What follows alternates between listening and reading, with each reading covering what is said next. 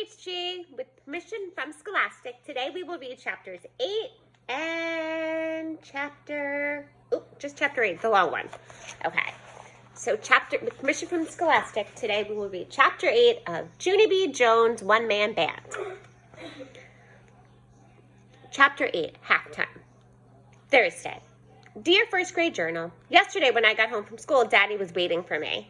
And he had bought me a Juggle book at the bookstore.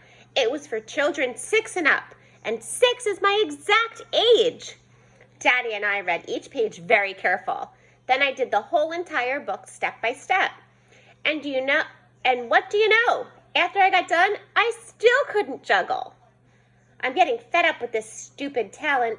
Daddy said maybe I will learn it tomorrow. That man is just kidding himself. I am doomed. From Junie B., first grader. I closed my journal and I watched the clock for the rest of the afternoon because I just wanted to get home and practice some more. Daddy came home from work to help me again. He tried to help me juggle for hours and hours and hours, only the most I could ever juggle was 2 dumb lemons, and 2 dumb lemons is not even juggling. 2 dumb lemons is just throwing lemons in the air and catching them. I am not going to school tomorrow, and I mean it. Friday. Dear First Grade Journal, I'm at school. I do not know what went wrong. On account of this morning, I told my mother I broke my leg, and then I limped all over the house. And next thing you know, I was on the bus. I'm wearing the halftime costume Mother made for me, and my hat is made out of an oatmeal box. I look like a nitwit. From Junie B., first grader. I glanced my eyes all around the room. The children in room 1 looked very cute. The kickball players were wearing matching red and white shirts.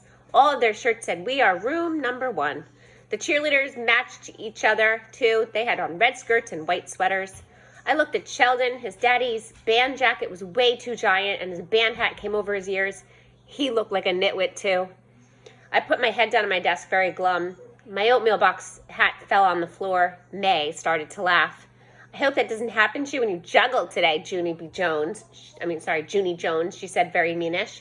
She raised her eyebrows. You are going to juggle, aren't you? I didn't answer that girl. Instead, I turned my head to the wall and closed my eyes, and I wished I turned invisible. I wished with all my might. Then finally I opened my eyes again and turned back to May, and I stuck my tongue at her. She stuck hers right back at me. I did a sigh. Bad news. I wasn't invisible. Then, at 10 o'clock, we went to the softball field. There was a million jillion parents there, I bet. Mother and Daddy were sitting in the first row of bleachers. Grandpa and Grandma Miller were sitting right next to them. Only they were holding my baby brother named Ollie. He was mooing. All of them waved at me. I did not wave back. Because I was still trying to be invisible, of course. Me and Sheldon sat down together. He looked at the people on the bleachers and quick turned around again, and he pulled his band hat over his face, and he giggled very nutty. Please stop doing that, I said. You are just calling attention to ourselves. Sheldon put a symbol on his head. I rolled my eyes at that dumb guy. Then I hid my face in my skirt and I didn't watch the tournament. There were 2 games going on at once. Room 1 was playing room 2 and room 3 was playing room 4. I could hear the cheerleaders cheering real loud. Room 1 was winning, I think. I listened to the cheering for a very long time. Then all of a sudden I heard lots of whistles and yelling. I looked up to see what happened and oh no! Room 1 had just won the first game, and now it was time for halftime. Mr. Scary came over to get us. I tried to hide behind Sheldon, but Mr. Scary already saw me. He said it's perfectly normal for me to be nervous, but I should just relax and try to enjoy myself. This is going to be a day you'll never forget, he told me. My skin did a shiver. Yeah, only that's exactly what I'm afraid of, I said.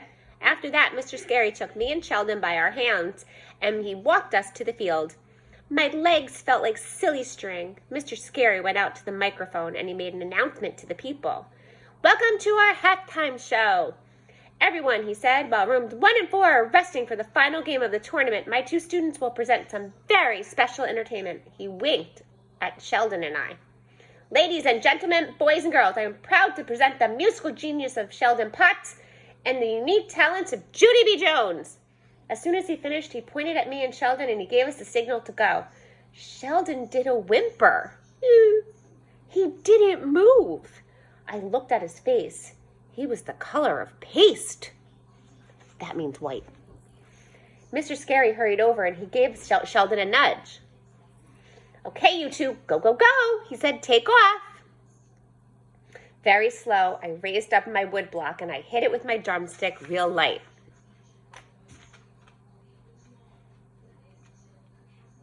Sorry, I'm having trouble turning the page. Tap. Louder, said Mr. Scary. You've got to play it louder, Junie B, and with a little bit of pep, okay? I took a big breath. Tap, tap, tap. Mr. Scary nodded. Yes, just better, he said. I swallowed hard. Tap, tap, tap. Mr. Scary gave me a thumbs up. That's it, Junie B, that's it. Keep it up. I kept it up. Tap, tap, tap, tap, tap, tap, tap, tap, tap, tap, tap. Then sorry, Bella, my dog's going crazy right now. Then pretty soon my feet started tapping too, and they marched me right onto the field. I looked behind me. Sheldon, Tracy, stop, I'm reading to my class. Sheldon was still standing at the sideline. His face looked even pastier. I ran back there and tugged his arm. Come on. Go ahead, if you want to say hi, go ahead. I'll pause. Stick your head so they can see you.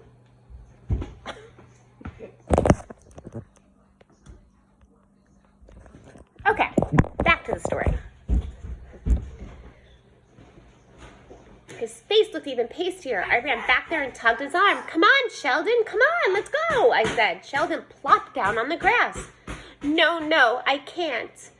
I can't, he said. I made a fist at that boy. Oh, yes, you can, Sheldon. You've got to.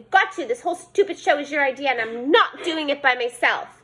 After that, I helped Sheldon stand up and pulled him onto the field. And that's when the worstest thing of all happened, because Room 2 started laughing their heads off at us.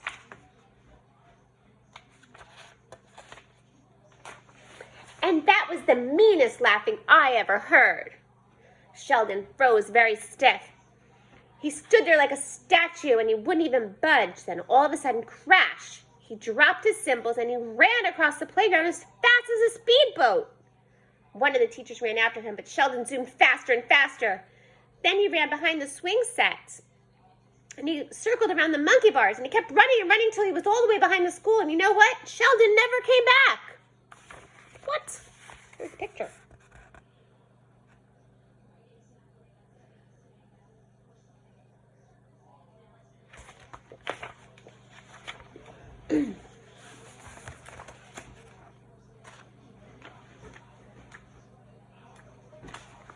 Okay, and that's it for chapter 8. And next time we'll read chapter 9, Plops. Bye, Onishi. Have a wonderful long weekend. And I will see you on Tuesday.